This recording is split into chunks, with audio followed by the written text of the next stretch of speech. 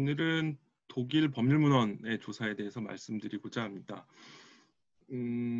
여기서는 기본적으로 법학 교육을 받은 법률가로서 연구자 활동을 염두에 두고 계시는 분들을 대상으로 해서 독일 법률 문헌을 조사하고 참조하는 방법을 이제 말씀드리려고 하는데요. 물론 연구를 위해서 독일 문헌을 조사하는 법률가는 각자 사정에 따라 다양한 목적이 있겠죠. 근데 여기서는 1차적으로 박사학위 논문이나 학술적 연구 논문을 작성하기 위해서 이제 독일 문헌에 입문하는 분들을 독자가 보시는 분으로 상정해서 이야기를 해볼까 합니다. 우리나라 법학연구에서 독일 법학이 가지고 있는 위상에 대해서는 여기서 뭐 굳이 자세하게 말씀드릴 필요는 없겠죠. 무엇보다 우리 법제, 그다음에 학설 판례 상당 부분이 독일법의 영향을 받았고요. 그래서 독일법을 참조하는 게 드물지 않게 우리 법제를 이해하고 개선하는 일에 도움을 줄 수가 있습니다. 특히 제2 외국어로 독일어를 해독할 수 있는 법률가 수가 좀 우려할 만할 정도로 지금 감소한 현재 상황에서는 아마 여러분들이 독일 문헌을 참조하는 연구자로서 여러 가지 유용한 시사점을 우리 학계에 줄 수 있을 뿐만 아니라 여러분이 쓰는 어떤 결과물의 가치도 굉장히 높일 수 있지 않을까 이렇게 생각이 되고요. 뭐 근데 이런 사정은 꼭 뭐 독일 법률문헌뿐만 아닙니다. 프랑스 법률문헌도 뭐 마찬가지고요. 근데 여기서 이제 일단 들어가기 전에 이제 간단하게 좀 한 가지 유보 사항을 좀 덧붙이고 싶은데요. 아시다시피 저는 민법 전공자고요. 그래서 아무래도 제가 경험을 가지고 있고 이렇게 전달할 수 있는 독일 법률문헌 조사 방법이라는 게 기본적으로 이제 민법학의 영역에 해당하는 겁니다. 그래서 아래에서는 기본적으로 민법학, 뭐 조금 더 넓게 해서 사법학을 전제로 해서 독일 법률문헌을 조사하는 방법이 설명될 것이고요. 그렇지 않고 그냥 단순히 독일 법률문헌 일반을 그냥 대상으로 하면 너무 이제 구체적인 내용 없이 피상적으로 될 것 같아서 그런 우려가 있어서 그렇게 하기로 하였습니다. 뭐 다른 전공인 분들은 여기서 제가 말씀드리는 걸 대충 한번 들어보시고 지도 교수님을 도움을 받아서 자신의 전공에 대해서 비슷한 방법을 쓰실 수 있지 않을까 뭐 이렇게 생각을 합니다. 물론 이제 이후 이 프로그램에서 해당 전공을 대상으로 독일 법률문헌 조사에 대해서 별도로 이렇게 강좌가 진행되면 더 바람직하겠죠. 먼저 조사 시작과 관련해서 말씀드리고 싶은 것은 왕도는 없다는 것입니다. 여기 지금 이걸 보시는 법률가라면 누구라도 어떤 사안에 구체적으로 적용을 염두에 두고서 민법 규정 또는 뭐 다른 법률 규정, 그 다음에 학설 판례 같은 걸 조사해 보신 경험이 있을 거라고 생각하는데요. 독일 법률 문헌 조사에 대해서도 기본적으로 그러한 경험이 기본적으로 타당합니다. 많은 차이에도 불구하고 대륙법에 속하는 우리 법제는 독일 법제하고 비슷한 점이 뭐 적지 않고요. 또한 법학이 영유되는 모습도 뭐 여러 측면에서 비교할 만한 점이 있습니다. 따라서 자기 자신이 우리 민법에 대해서 자료 조사를 했던 것과 마찬가지의 태도로 독일 문헌에 대해 접근하는 것이 일단 첫 걸음이 됩니다. 아마도 어느 정도 최소한의 어느 정도 교육을 받고 경험을 조금이라도 쌓은 법률가라면 아마 어떤 문제에 대해서 지금 뭔가 법률 그다음에 학설 판례를 찾아보려고 할 때 무턱대고 저기 종합 법률 정보 사이트나 데이터베이스에서 그냥 키워드 검색부터 시작하지는 않으시겠죠. 네. 아마 그렇게 하게 되면 그냥 무차별적으로 아주 정제되지 않은 엄청난 혼란스러운 정보를 맞닥뜨리게 될 거잖아요. 그래서 아마도 누구나 자신의 어떤 교육받은 것, 그 다음에 그동안의 경험에 기초해서 일종의 에서의 표현을 빌자면 선의죠. 선의에 기초해서 법률을 이렇게 탐색을 해보고 그리고 그에 대해서 학설 판례를 이제 교과서나 주석서를 이렇게 의지해가면서 탐구해 보시겠죠. 독일 법률 문헌 조사도 마찬가지입니다. 이게 다를 이유가 전혀 없습니다. 어떤 특별한 방법이 있을 이유가 전혀 없습니다. 물론 이제 그 과정에서 어학적인 문제가 있을 수 있습니다. 일단 기본적인 어떤 어학 실력이 필요하다. 뭐 이것은 뭐 두말할 필요가 없고요. 특히 초심자로서 독일 법제에 대해서 잘 알지 못하는 법률가라면은 우선 법률 용어나 약칭에 대해서 주의를 하실 필요가 있습니다. 우선 독일 법률 용어 의미를 어느 정도 알고 있을 필요가 있는데요. 우리 법제에서도 그렇지만 독일에서도 법률이 사용하는 많은 개념들은 일상적인 언어와는 구별되는 기술적인 의미들을 가지고 있습니다. 이런 법률 용어들을 정확하게 이해해야 조사 과정에서 불필요한 노력을 줄일 수가 있고요. 또 무엇보다도 부정확한 오류들을 예방할 수가 있습니다.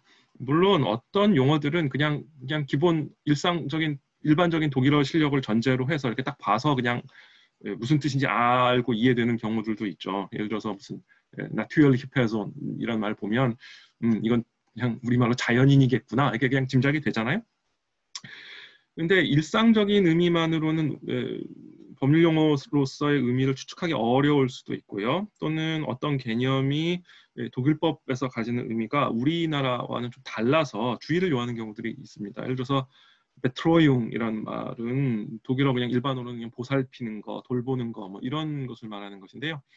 근데 이제 민법으로 들어오면 이것은 성년 후견 제도로서의 부조 제도를 의미합니다. 또는 사헤 이거 보면 이거 물건이지 우리 민법에서도 물건이겠구나 뭐라고 생각하실 수도 있는데요. 이거는 약간 좀 주의하셔야 될 게 독일법은 우리 문법과는 달리 물건을 유체물에 한정하고 있기 때문에 우리 관리 가능한 자양력을 포함하고 있는 우리 민법과는 좀 차이가 있습니다. 이건 예를 들어 프랑스 민법에서 물건이라고 보통 번역될 수도 있는 비행이라는 말에서도 마찬가지 사정이 있습니다. 거기서는 좀 더 우리보다도 더 넓죠. 자, 이런 문제는 사실은 독일 문화를 꾸준히 접하면 자연스럽게 해결되긴 합니다. 그런데 처음에는 물론 독일 법률 용어의 입문을 돕는 사전들이 도움이 되고요. 한국어로 된 사전으로는 뭐 여러 가지가 있을 수 있겠습니다만 제가 일단 뭐 알고 있는 것들을 들어보면 이게 화면에 보시는 이런 것들이 이제 존재합니다. 이 중에 뭐 지금 절판된 것들도 있는데요. 법학도서관이 가지고 있을 것이라고 생각을 하고요. 그 다음에 다른 외국어를 하실 수 있는 경우에는 그 외국어로 된 독일어 법률 용어 사전을 찾아보시는 것도 굉장히 도움이 됩니다. 그래서 일본어, 영어, 프랑스어 뭐 이렇게 제가 여러 가지 사전들을 들어 두었는데요. 일본어 사전들은 그 법률 용어들, 독일 법률 용어 번역이 한자어로 되어 있기 때문에 특히 우리가 훨씬 더 이렇게 이해하기 빠른 측면들이 있다라고 말씀드릴 수가 있고, 특히 영미의 사정을 잘 아시는 분은 독영 사전이 또 도움이 되는 측면이 있을 수가 있고요. 프랑스도 뭐 프랑스어를 잘 아시는 분은 특히 그렇습니다. 물론 독일어를 어학적으로 충분히 잘 하신다라고 하게 되면 바로 독일에서 나온 법률 용어 사전을 보시는 것도 도움이 될 수가 있고요. 마지막에 든 크라이펠트의 법률용어 사전이 이제 가장 대표적으로 많이 쓰이는 것입니다. 그리고 이제 우리나라에서도 그러하지만 독일 법학과 실무에서도 긴 법률이나 문헌의 이름을 축약해서 사용하는 경우가 많습니다. 관심이 있는 분들은 다 알겠지만 독일 민법전의 공식 명칭은 Bürgerliches Gesetzbuch이고 공식 약칭은 BGB이죠. 우리 경우에도 최근 법제처에서 축약 법률명을 권장해서 이제 사용하는 경우가 있습니다만은 독일은 입법자가 축약 법률명을 함께 정해서 공포하기 때문에 그 약칭 역시 공식적인 성질을 가지고요. 더 나아가서 많은 독일 법률 문헌의 명칭도 축약해서 쓰는 것이 확고한 관행입니다. 따라서 법률과 문헌을 지시하는 약칭을 잘 알지 못한다면은 자료조사의 처음에는 어려움을 좀 겪을 수가 있고요. 되게 이제 단행본들 보시면 여러분 그 목차 뒤에 저기 약어 목록들이 있습니다. 그래서 이를 기본적으로 참조할 수는 있습니다만은 또 뭐 다른 맥락에서 뭐 인터넷 검색 같은 거 할 때도 마찬가지인데요. 약칭을 종종 접하게 되기 때문에 기본적인 약칭에 대한 지식을 가지고 있는 것이 필수적입니다. 그럼 이런 약칭을 찾아볼 수 있는 사전이 있느냐 법률 분야에서 거기 화면에 보시면 맨 마지막에 있는 키르히너가 편집한 법률 용어 약어 사전이 있고요. 이것이 이제 기본적인 출발점이 됩니다. 자, 우리나라에서도 그러합니다만 어떤 법률 문제에 대해 실마리를 찾기 위해서 처음 활용하는 수단은 법률을 들여다보는 것이고요. 그러므로 연구자라면 자신이 관심을 가지고 있는 영역에 대해서 법률을 구비하고 필요한 경우 언제든지 찾아보는 수고를 아껴서는 안 되겠죠. 우선 독일 법률은 독일 법무부가 운영하는 인터넷 사이트에서 쉽게 열람할 수가 있습니다. 거기 화면에 처음에 나와 있는 사이트가 이것이고요. 가장 최신 상태를 유지하고 있는 법률 사이트라고 말씀을 드릴 수가 있습니다. 그런데 이제 지속적으로 학습을 하고 연구를 하고 그것을 염두에 두고 있는 연구자라면은 매번 이렇게 인터넷으로 법률을 확인하는 것은 번거롭죠. 예. 따라서 이제 옆에 법전을 두고 수시로 펼쳐보는 것이 적절한데요. 독일 학생들은 보통 매년 갱신되는 가제식 법전을 씁니다. 거기 화면에 있습니다만 쉔펠더 이건 이제 민법, 그다음에 형법, 그다음 관련 소송법, 뭐 부속법률을 포함해서요. 이걸 포함하고 있고, 사토리우스 이것은 이제 헌법, 행정 관련 법들을 포함하고 있고요. 젬에 이거는 이제 국제사법하고 국제절차법을 포함하고 있는 굉장히 큰 가제식 법전들입니다. 근데 이제 이거는 우리나라에서 이용하기는 좀 번잡한 측면이 있습니다. 이 가제를 계속 공급하는 것도 문제가 있고요. 물론 이 출판사들이 가제하지 않고 그냥 출판하는 것도 있는데 분량이 상당합니다. 뭐 저 슌펠더 같은 경우 두께가 뭐 한 뼘 거의 한 뼘 정도 되는 두께죠. 따라서 이제 대안으로 쓸 수 있는 거는 데테파우 출판사, 그러니까 문고본 가능한 출판사인데요. 데테파우 출판사에서 나온 문고판 법률을 사용하는 것입니다. 그런데 이제 데테파우에서 나온 개별 법률 단행본들은 부속 법률까지 포함합니다. 예를 들어서 민법, 베게베 하면은 거기에 이제 계속 민법과 관련된 중요 부속 법률도 포함하고 있고요. 소지에도 작고 가볍습니다. 문고판이니까요. 실제로 이제 독일 법전 같은 경우는 독일 베스트셀러 리스트에 계속 이 데테파우 문고판 독일 법전은 독일 베스트셀러 리스트에도 정기적으로 올라간다는 점에서 우리나라 사람들이 좀 이상하다고 생각을 하죠. 네. 뭐 이상한 나라일 수도 있겠네요. 근데 이제 이 문고판 법전이 상당히 도움이 되는 건 맞는데요. 또 경우에 따라서는 이 개별적인 문고 법전으로는 좀 불편한 경우들이 생깁니다. 예를 들어서 여러분 민법 공부하다 보면 뭐 다른 법률도 비슷한 경우들이 있겠습니다만은 민사소송법을 찾아봐야 될 때도 있고요. 상법을 찾아봐야 될 때도 있고요. 이럴 때는 이 문고판 민법전은 그런 법률을 포함하지 않습니다. 그래서 좀 전반적인 사법 관련되는 실체법, 절차법을 포함하는 조금 큰 법전이 있으면 좋겠다. 뭐 이런 생각이 들 수가 있고요. 그런 중범위 법전으로 제가 써보니까 제일 무난한 것이 이 노모스 출판사에서 나온 법전이 있습니다. 민법, 공법, 형법 이렇게 3권으로 구성되어 있고요. 두께는 한 이 정도 되고요. 매년 나오고 무엇보다도 해당 법률을 한 권으로 묶어서 전공에 따라서 편리하게 사용할 수 있다. 이것이 이제 유리합니다. 법률을 참조할 때는 독일의 법률이 우리 법률과 유사한 편제를 가지고 있어서 실제로 필요한 규정을 찾는 것이 그렇다지 그렇게 어렵지 않은 경우도 있습니다. 예를 들어서 의사표시에서 차구 규정을 찾고 싶다라고 할 때 우리 민법과 마찬가지로 독일 민법전을 펼치고 총칙 중에서 의사표시에 관한 부분을 쭉 훑어보면 차구 규정을 발견할 수가 있습니다. 근데 그렇지 않은 경우도 이제 종종 발생합니다. 법규범을 편제하는 체제가 같은 판택된 체이긴 합니다만 반드시 일치하는 것은 아니기 때문에 그런데요. 예를 들어서 성년후견 개시에 관한 규정이 우리는 여러분 다 아시겠습니다만 총칙편에 있죠. 9조 이하에 있습니다. 근데 독일법의 경우에 친족편에 위치하고 있습니다. 1896조에 있고요. 또 예를 들어서 점유자와 회복자 사이의 관계에 관한 규정이 우리는 점유장에 201조부터 203조에 규정이 되어 있는데 독일법은 소유물 반환 청구권 다음에 그러니까 987조 이하에 규정이 되어 있습니다. 또는 우리 상법은 예를 들어서 회사법이나 보안법을 포함하고 있습니다만 독일은 상법과 구별되는 단행법률로 규율하고 있고요. 독일 민사소송법에서 부동산의 강제 경매와 강제 관리는 분리되어서 다른 법률에 자리 잡고 있습니다.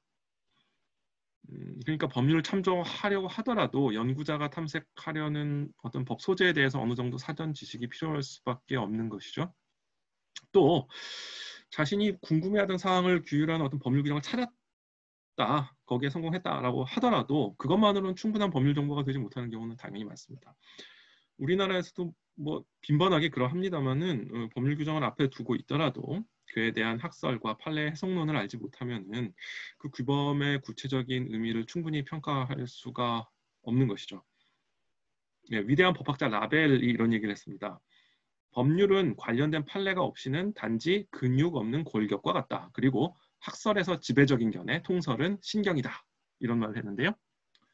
즉 골격에 근육과 신경이 갖추어질 때 완전한 사람의 어떤 모습이 인지가 되는 것이잖아요. 그러니까 외국의 법 상태에 대한 정확한 인식은 매우 자주 학설과 판례에 대한 이해를 요구를 하게 됩니다. 그러니까 판례를 알아야 살이 붙어서 형체가 나오고요. 그것이 어떤 그 메커니즘을 가지고 있는지는 그 통설을 알아야 그 꿰뚫는 논리를 알게 되죠. 그런 의미에서 라벨이 근육 없는 골격, 단순히 법률만을 아는 것은 근육 없는 골격만을 아는 것을 갖고 통설은 신경에 해당한다라는 말을 했던 것인데요. 자, 이런 사정 때문에 어떤 쟁점에 대한 독일법의 조사는 법률에 참조해서 시작을 합니다만은 빈번하게, 아니 거의 필연적으로 교과서와 주석서 참조를 수반할 수밖에 없습니다. 그리고 뭐 다 아시겠지만 사실 사안 해결을 위해서 우리 법률을 참조할 때 경험하는 상황과 뭐 크게 다르지 않은 것이죠. 따라서 조사를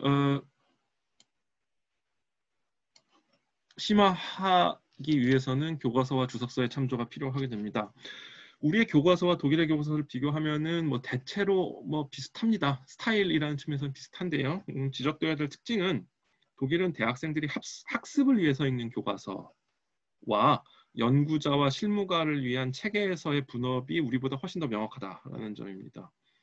따라서 독일 교과서에 접근하는 연구자도 자신의 관점에 따라서 어떠한 방향의 책을 선택할지를 정해야 합니다.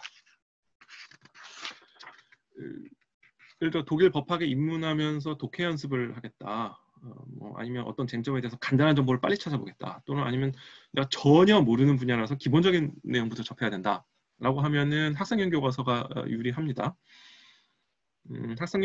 학생들이 보는 처음 초학자 교과서이기 때문에 분량이 적고요. 서술이 평이하고요. 간단하고요. 문장도 쉽고요. 핵심적인 정보가 요약되어 있습니다. 되게 온라인 서점에서 여러분이 검색을 하시면 맨 먼저 검색에 등장하는 책들이 바로 이런 학생용 교과서들입니다. 예를 들어서 백 출판사의 그룬트리스의 데스레이트, 그 하얀 작은 교과서 시리즈 같은 것들이 여기에 해당합니다.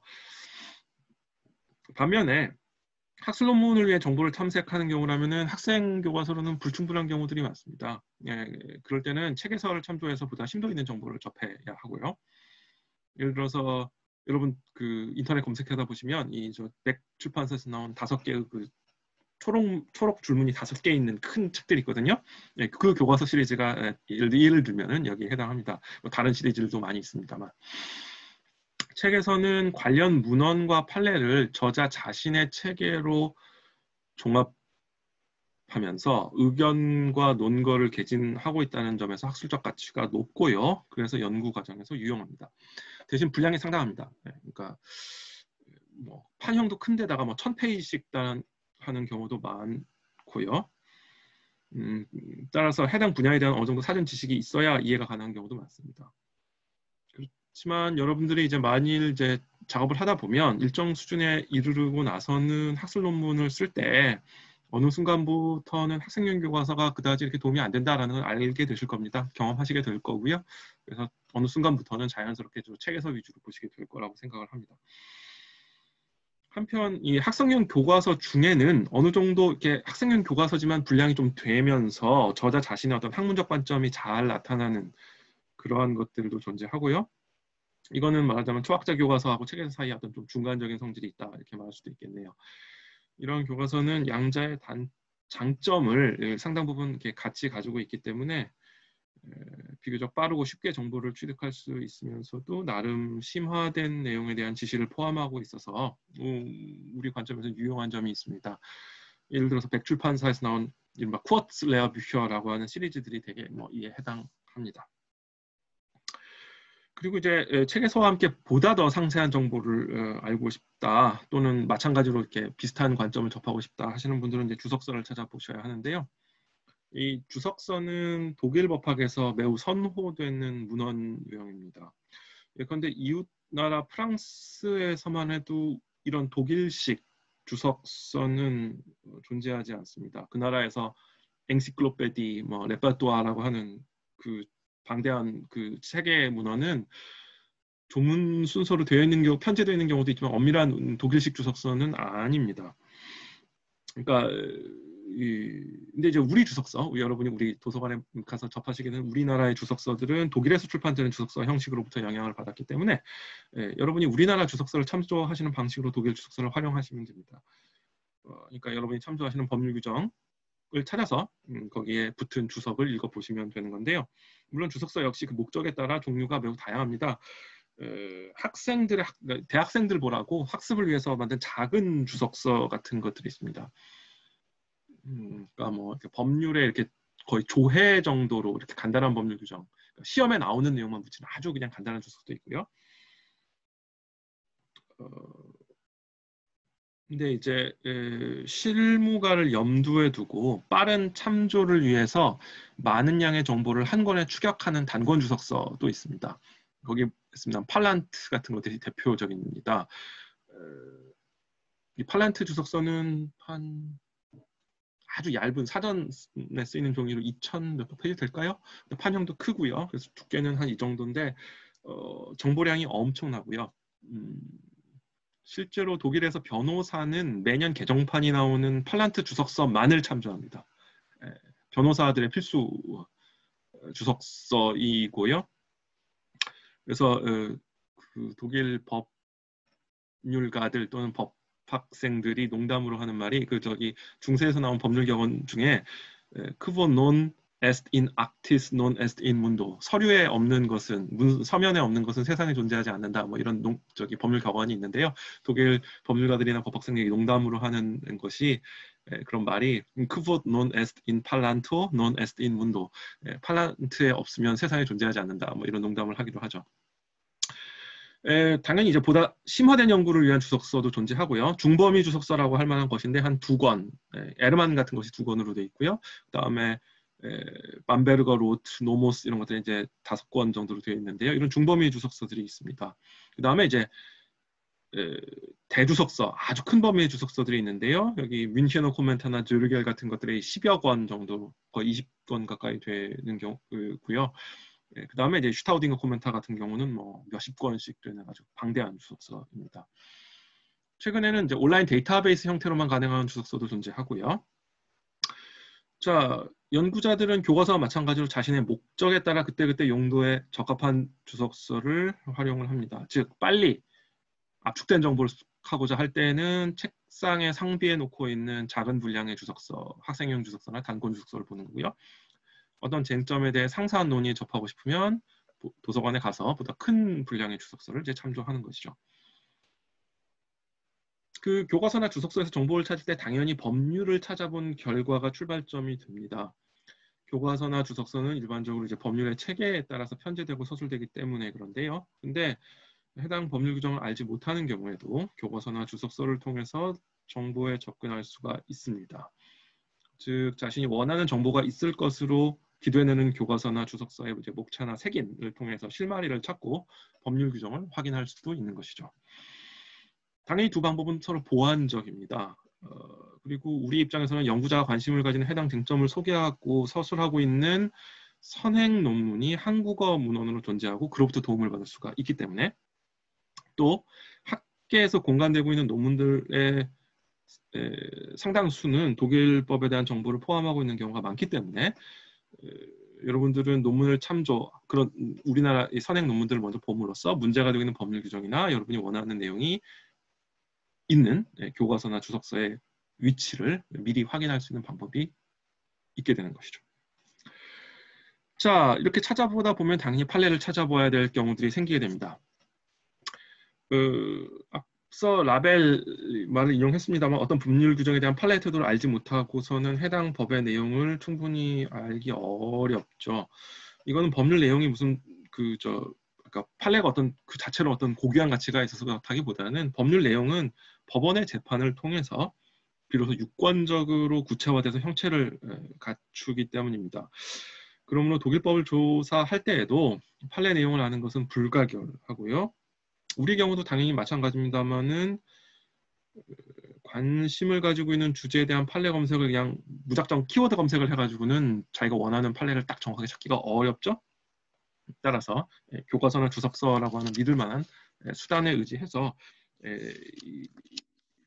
거기서 이제 정보를 얻어서 그걸 바탕으로 판례 검색을 하는 것이 바람직합니다.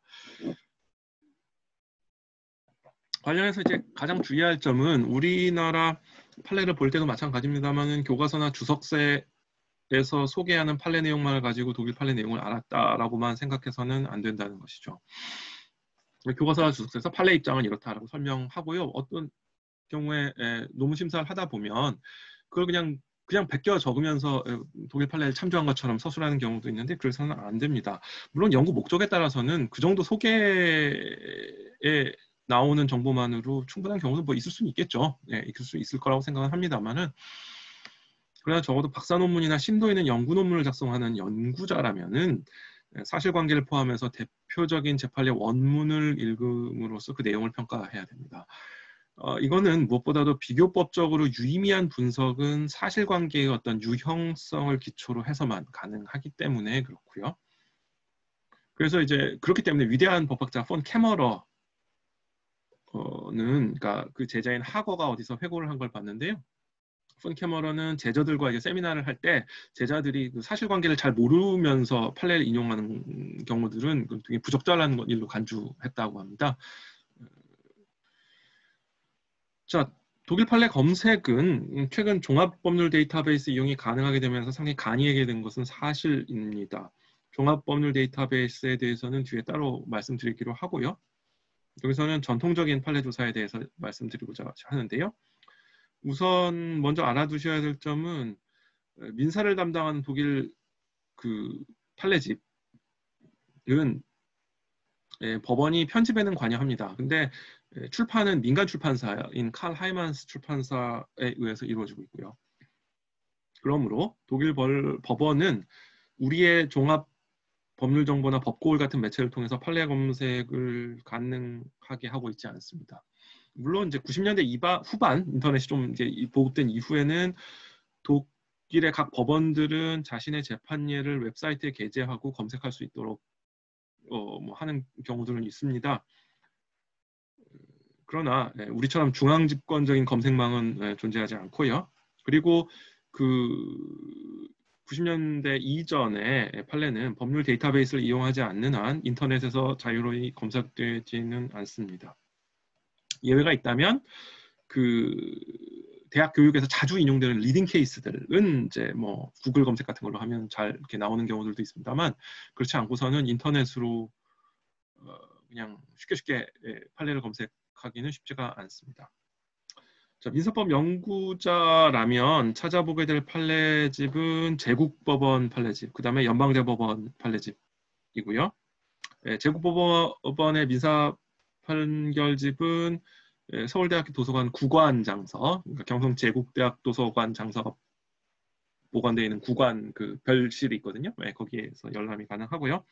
법학도서관에는 제국법 판례는 원 그 판례집이 있는 게 아니라 이렇게 조문별로 편집된 그러니까 조문별 주제별로 편집된 편집 판례집이 있고요.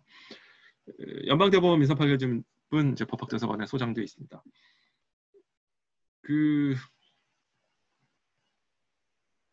인용과 관련해서 말씀을 드리면 여기 화면에 있습니다만 권수와 면수로 인용을 하도록 되어 있고요.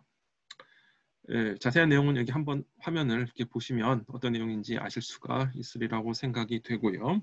그 다음에 이런 판결집 외에도 학술과 실무에 중요한 의의를 가지는 판결들이 다수 존재하고요. 이거는 아래 말씀드릴 학술지의 공간이 됩니다. 우리 판례 공부처럼 법원이 중앙집권적이면서 공식적으로 간행하는 판례 소식지는 존재하지 않습니다. 그 대신에 그 중요성과 주제에 따라 각종의 학술지가 취재 편집해서 이제 그런 재판예들을 간행하는 것이고요.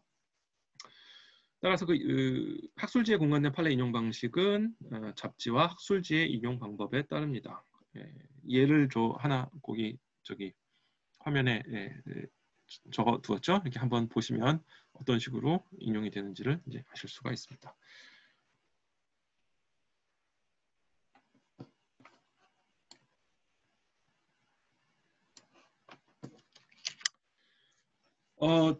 제가 제 지도 학생들한테는 자주 하는 얘기인데요.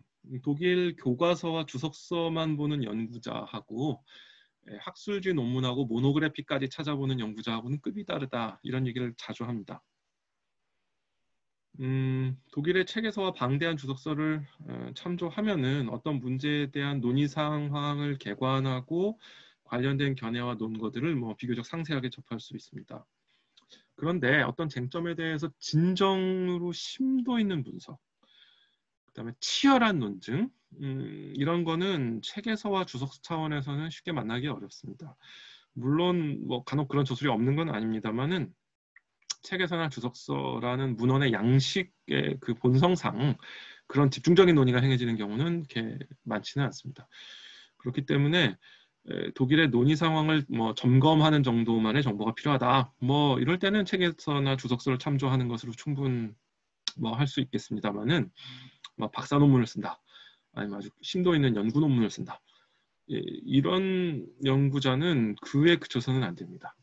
오히려 책에서나 주석서를 이렇게 쭉 보다 보면 이 각주에 인용된 문헌 중에 이렇게 비중이 있게 인용되는 개별 논문이나 모노그래피가 있을 겁니다. 그러면 이게 중요하구나라는 걸 살피셔서 그 문헌들을 구해서 정독을 하셔야 되는 겁니다. 다시 한번 반복합니다만 이 단계로 한 걸음 더 나아가는지 아닌지에 따라서 여러분의 연구자로서의 수준과 등급이 결정됩니다. 특히 이제 여러분이 예를 들어 박사 논문을 쓴다, 이럴 때 그 여러분의 주제와 비슷한 주제에 대해서 독일에서 잘 쓴 박사학위 논문이나 교수 자격 논문이 단행본으로 특히 저명 출판사에 아주 좋은 그 유명 시리즈로 출판된 것이 있으면은 그것은 연구 초입에 아주 좋은 출발점이 됩니다. 그러한 연구는 책에서가 아니면 주석서가 할 수 없는 분량과 깊이로 해당 주제의 기존 연구사를 정리를 하고요. 그리고 저자 자신의 연구 능력을 보이기 위해서 혼신의 힘을 다하는 심도 있는 논증이 행해집니다. 그러니까 박사학위 논문이나 교수자격 논문이 이렇게 유명 출판사의 유명 시리즈로 출판됐다는 사실은 그 사람이 이 교수직을 염두에 두고 있다는 걸 의미하고요. 따라서 그 쓸 때 어느 정도 여러분 공력을 기울였는지는 충분히 여러분이 짐작을 하실 수가 있겠죠. 따라서 여러분들이 그런 잘 쓴 단행본 모노그래피를 정독을 하면은 그 해당 주제에 대한 이해를 크게 증진시킬 수가 있고요.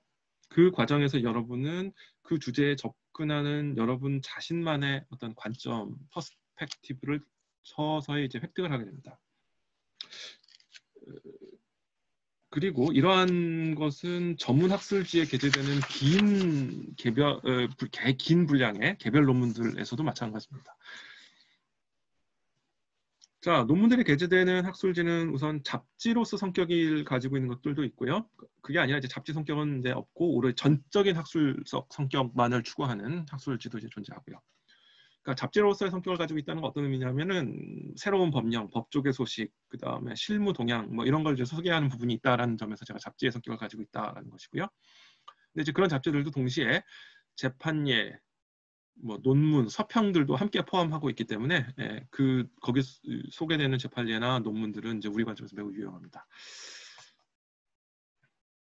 그 잡지의 성격을 가지는 학술지를 보면은 첫 번째 유형으로는 법의 전체 영역을 포함하는 것들이 있습니다. 거기 적었습니다. 신법률주보, 법률신문, 독일법원보 이런 것들이 여기에 해당하는 것이고요. 그 다음에 이제 보다 전문적으로 특정한 법 영역을 전문적으로 커버하는 학술지들이 이제 잡지의 성격을 가지고 있으면서 이제 학술지로서 기능하는 것들이 있습니다. 보험법 잡지 같은 거. 이게 이제 말은 보험법이라고 되어 있는데 단순히 우리가 상법에서 배우는 보험법뿐만 아니라 그 보험의 전제가 되는 우리식으로 하면은 불법행위, 구상, 이런 내용까지 다루고 있고요. 이 경제법 잡지 이거는 말은 경제법인데 주로 이제 도산법에 관련된 내용도 굉장히 많이 포함됩니다. 그 약징이 챗 2페 이렇게 돼 있잖아요. 이게 원래 잡지 이름이 도산실무 잡지였기 때문에 그렇습니다.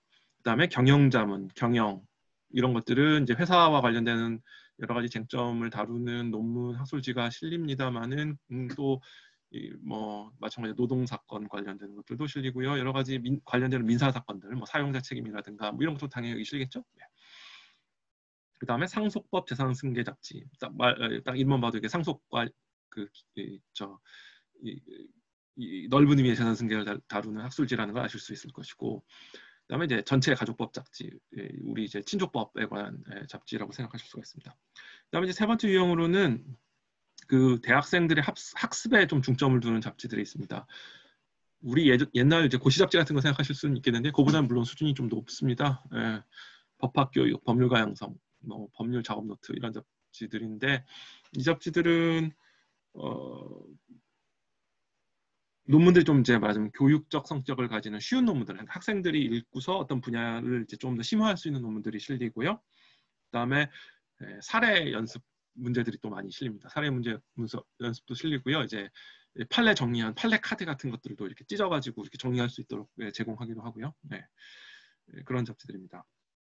그다음에 이제 전적으로 학술지 성격에 전념하는 간행물들은 특정 법 영역에 대해 깊이 있는 분석을 내용으로 하는 어느 정도 분량 있는 논문과 서평을 수록하는 매체이고요.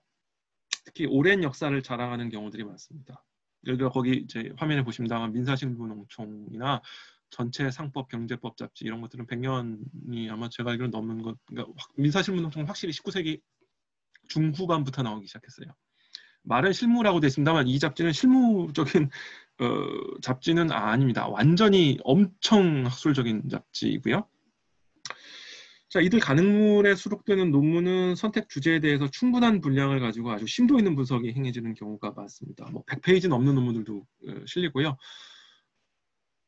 민사실무논총 옛날에는 19세기 말 20세기 초반에는 뭐 거의 200~300페이지 논문이 거의 단행본 분량으로 실리는 경우들도 있었습니다. 그래서 이런 논문들은 굉장히 아주 많은 분량의 심도 있는 분석에 아주 그 치밀한 논증을 하는 논문들이 실리기 때문에 여러분이 어떤 관심 영역에서 어떤 글을 쓰고 있는 그 주제에 관련해서 이들 학술지의 논문이 게재되어 있음이 확인이 되고 이게 주석서나 책에서 인용이 되고 있다라고 하면은 반드시 찾아서 주의 깊게 읽어볼 필요가 있습니다. 여담이긴 한데 예를 들어서 독일에서 예를 들어서 내가 민법 교수가 되고 싶다라고 하는 그 연구자면은 일단 박사학위 논문하고 교수 자격 논문을 잘 써서 저명 출판사의 유명 시리즈로 출판해야 될 뿐만 아니라 적어도 한 편 이상 민사실무논총의 논문을 써야 된다. 뭐 이렇게들 얘기를 합니다. 여러분이 이걸 보시면 이 잡지가 민법 연구자들에게 어떤 위상을 가지고 있는지 이제 아실 수가 있겠죠. 이 작술지들은 법학 도서관에 구비되어 있습니다. 구비되어 있는데요. 아쉽게도 결호가 존재합니다. 우리의 학술 정책 수준을 뭐 알게 하는 부분인데요. 다만 이제 이들 잡지 상당수는 말씀드릴 법률 데이터베이스를 통해서 검색할 수 있는 경우도 많아서 그나마 조금 도움이 되는 경우들이 있습니다. 독일에서 학술지는 일반적으로 우리하고는 좀 달리 매 호마다 페이지가 갱신되지 않습니다. 그래서 연도마다 페이지가 갱신이 됩니다. 그러니까 매년 1호에 1페이지가 시작이 돼서 그 해 마지막 호까지 페이지가 그냥 통으로 진행이 되고 다음 해 1호에 이제 페이지가 새로 시작하고요. 그래서 학술지 논문들은 저자 이름 외에 보통 학술지 약칭, 그 다음에 연도, 그리고 면수로 인용이 되고요. 적어도 독일 국내 문헌, 자기들끼리 보는 문헌에서는 논문 이름은 별도로 적지 않은 경우들이 많습니다. 뭐 우리가 우리 논문 쓸 때 어떻게 인용해야 되는지는 좀 다른 문제인데요. 그건 우리의 관행에 따를 건데 독일 내부 관행은 좀 그렇습니다. 그래서 화면에 보시면 독일에서 어떤 식으로 논문이 인용되고 있는지를 적어놨으니까 한번 참조해 보시면 좋겠습니다. 자, 그 다음에 개별 논문이 게재되는 중요한 매초로는 기념 논문집, Festschrift라고 하는 유형이 있고요. 뭐 우리나라에서도 마찬가지입니다만 독일에서도 학자, 실무가, 기관이 기념할 만한 해를 맞이하게 되면은 기념 논문집이 출판되고는 합니다. 물론 우리나라에서도 그렇지만 뭐 독일에서도 그다지 꼭 뭐 존경을 받는다기 보기 어려운 뭐 그런 분들을 위한 기념 논문집이 뭐 나오는 경우들도 독일도 있습니다. 뭐 거기도 사람 사는 데니까요. 근데 정말 학문적인 성과로 크게 존경을 받는 학자, 실무가 또는 법조 실무의 영향력이 아주 큰 기관, 예를 들어 연방대법원을 기념하기 위한 논문집이 나온다. 뭐 이런 경우에는 후배 법률가들이 당연히 이게 수준이 있는 논문을 헌정해서 기념일을 맞는 분이나 기관을 축하하려 하겠죠. 네. 그래서 자연스럽게 이제 그런 그러니까 그 헌정받는 기관이나 학자가 학문적 명망이 높거나 그 위상이 높은 기관이거나 이런 경우에는 그 기념 논문집의 수준이 아주 높습니다. 특히 이제 자기 은사님의 기념 논문집에는 그 제자들은 특히 더 각별히 수준 높은 논문을 이제 내려고 노력하니까 특히 그렇습니다. 그러니까 여러분들이 이 책에서나 주석서를 볼 때 각 주에 어떤 저명학자의 기념 논문집에 수록된 논문이 인용되고 있다라고 하는 경우에는 충분히 관심을 가지고 이걸 찾아서 읽어보시는 것이 이제 바람직합니다. 우리 법학도서관은 다수 기념 논문집을 소장하고 있습니다. 근데 특히 이제 여전히 중요한 기념 논문집이 결여되어 있는 경우가 많습니다. 특히 예전에 우리가 경제사정이 좋지 않았을 때 뭐 50년대, 60년대, 70년대, 80년대까지 나온 것들의 결호들이 은근히 결호라기보다 이렇게 빠져 있는 책들이 있고요. 따라서 이제 여러분들은 상호 대차 등의 방법으로 외국에 아니면 다른 도서관을 통해서 조달을 할 각오를 하고 있어야 한다고 이제 생각을 합니다. 기념 논문집에 수록된 논문들은 단행본을 인용하는 방법으로 인용하고요. 적어도 국내 자기네들끼리 인용할 때는 논문 이름은 밝히지 않고 그냥 누구의 어떤 기념 논문집 몇몇 뭐 이렇게 인용하는 경우가 통상입니다. 예를 들어서 그 화면에 보시면 어떤 식으로 통상 자기네들끼리 인용하는지 적어두었습니다. 자, 마지막으로 이제 독일에서도 전산 처리와 인터넷 발달에 발맞춰서 여러 상업적인 종합 법률 데이터베이스가 이제 경쟁을 하고 있습니다. 이들 법률 데이터베이스는 법률, 판례, 학술서, 실무서, 학술지, 서식 등을 이제 온라인으로 제공하고 있고요. 법학도서관이 소장한 자료에 이제 부족한 부분이 우리는 많잖아요. 그래서 우리 실정에서는 이 법률 데이터베이스들이 도움이 되는 경우가 굉장히 많습니다. 현재 독일 법률 시장에서는 제가 아는 한에서는 3개의 법률 데이터베이스가 경쟁을 하고 있고요. 각각 독자적인 특징이 있고요. 서로 보완적인 관계에 있다고 말할 수가 있습니다. 그래서 특히 이제 업체마다 확보하고 있는 서적이나 학술제가 서로 다르기 때문에 이제 보완적인 관계라고 말할 수가 있는 것인데요. 제일 먼저 서비스를 시작한 것이 유리스이고요. 유리스는 제국법원 판례를 포함해서 가장 망라적으로 판례를 제공한다는 점에서 장점이 있습니다. 특히 이제 민법 전공자라면 가장 이제 방대한 분량의 주석서인 슈타우딩거 주석서가 유리스를 통해 제공된다라는 것도 뭐 매력이 있는 점이라고 이제 말할 수 있고요. 이에 대해서 이제 백 출판사가 주도가 되어서 제공되고 있는 백 온라인은 최대의 법률 관련 출판사라고 말할 수 있는 백 출판사의 어떤 역량에 기초해서 광범위한 학술서, 실무서, 학술지가 제공되고 있기 때문에 유용합니다. 뭐 예를 들어서 뮌헨어 코멘타 같은 주석서가 제공이 된다거나 아니면 신법률주보 같은 엔요트베 같은 잡지가 제공이 된다거나 그렇기 때문에 이제 우리 관점에서 굉장히 유용하고요. 다만 이제 백 온라인의 문제는 판례가 약간 검색에 제약이 있습니다. 그러니까 백 온라인은 자신의 간행물에 공간된 판례들을 위주로 제공하기 때문에 특히 옛날 판례들을 조사할 때는 검색에서 나오지 않는 경우들이 좀 있고요. 마지막으로 다국적 법률 관련 출판사이자 데이터베이스 운영자인 볼터스 클루버가 네덜란드에 있는 회사죠. 최근 자신의 레퍼토리에 기초해서 공격적으로 종합 법률 데이터베이스를 이제 제공을 하고 있습니다. 현재 이제 우리 법학도서관은 백 온라인만을 이제 구독하고 있는 것으로 알고 있습니다. 그 다음에 이런 종합 법률 데이터베이스 외에도 이제 출판사들이 관여돼서 학술지 데이터베이스를 운영을 하고 있고요. 그 학술지 데이터베이스를 통해서 이제 개별 논문들을 이제 열람할 수 있는 가능성도 존재합니다. 예를 들어 모어지백 출판사 같은 경우는 자신이 간행하는 법률신문, 요트채트 아니면 민사실무논총, 아체페 이런 거를 이제 온라인으로 제공을 하고 있고요. 이 잡지들의 최근 호들은 그래서 법학도서관을 통해서 데이터베이스 형태로 접근이 가능합니다. 자, 이제 마무리로 말씀을 드리면은요. 지금까지 뭐 논문 작성을 위해서 독일 문헌을 조사하는 경우에 참조할 사항을 이제 간단히 말씀을 드렸는데요. 처음 이제 연구를 시작하시는 분들이라면은 제가 드리는 말씀을 듣고도 이렇게 뭐 충분히 도움을 받았다 이렇게 느끼지 못하실 거라고 생각은 합니다. 네. 당연한 것입니다. 왜냐하면 이 공부를 하면서 필요한 문헌을 탐색하는 작업은 이게 기계적인 성격, 그러니까 아트, 쿤스트, 기회로서의 성질을 가지고 있기 때문에 이게 여러분이 학문을 추구하면서 스스로 찾아보고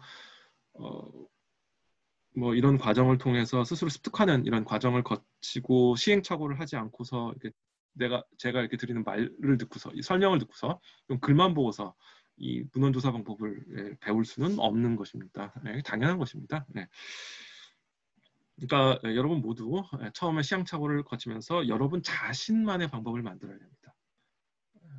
제 생각에는 누구나 연구자들마다 이 문헌을 조사하고 참조하는 방법이 다를 거라고 생각하고요. 각자만의 스타일이 있을 수밖에 없습니다. 네. 그리고 이제 여러분이 그러한 기회 습득을 가르치는데 도움을 받을 곳은 무엇보다도 지도교수입니다. 지도교수는 그러라고 있는 사람들입니다. 네, 따라서 여러분들은 이 논문을 쓸 때 필요한 자료들을 찾는 과정에서 지도교수와 상의를 하면서 실마리를 발견해서 차근차근 이제 진행을 해야 됩니다. 제가 여기서 이제 드린 말씀은 그 과정에서 조금 도움을 줄 수 있지 않을까 해서 이제 드린 말씀이고요. 부디 여러분의 연구 활동에 큰 성과가 있기를 기대합니다. 여기서 마치도록 하겠습니다.